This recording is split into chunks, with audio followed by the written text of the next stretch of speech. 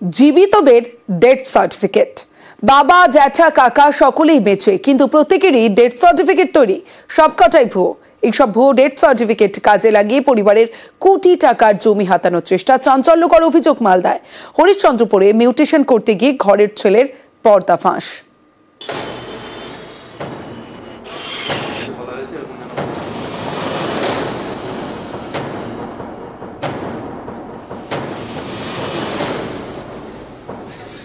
মালদার হরিশ্চন্দ্রপুরের রায় পরিবার, 3 ভাই, পীযূষ কান্তি, তুষার কান্তি এবং শিশির কান্তি, সকলেই বেঁচে। এই 3 জনের নামে রয়েছে 1.5 বিঘে জমি, বাজারে যার দাম প্রায় কোটি টাকা।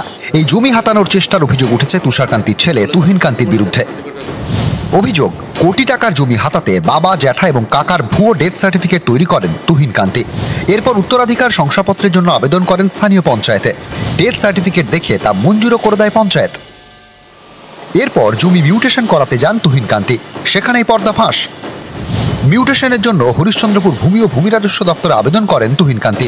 যাদের নামে জমি রয়েছে তাদের ঠিকানায় চিঠি পাঠানো হয়। চিঠি পেয়ে তারা হরিশ্চন্দ্রপুর ভূমি ও ভূমি রাজস্ব দপ্তরে রিপোর্ট করেন। এতেই ধরা পড়ে যায় বাড়ির ছেলে তুহিন কান্তির কীর্তি। কিছু দেখার কিছু নয়, আমি শুনতে পেলাম যে একটা ডেথ সার্টিফিকেট, আমি অফিসে গিয়ে বিয়ে করেছি। বিএলআর অফিসে গেছিলেন? হ্যাঁ, দেখলাম। এ নিয়ে জেলা প্রশাসনে লিখিত নালিশ করেছেন হরিশ্চন্দ্রপুর ভূমি ও ভূমি রাজস্ব দপ্তরের আধিকারিক। আমরা ওয়ার্ড কেসে ইনকোয়ারি করতে এসেছিলাম। ইনকোয়ারি করার পর হিয়ারিং করার নোটিশ করার সময় ধরা পড়েছে যে ওয়ারি সার্টিফিকেট দেওয়া হয়েছে, যে মারা গেছে, দেখা যায় সে জীবিত আছে। আবেদনকারী কারা ছিল? তুহিন কান্তি রায়।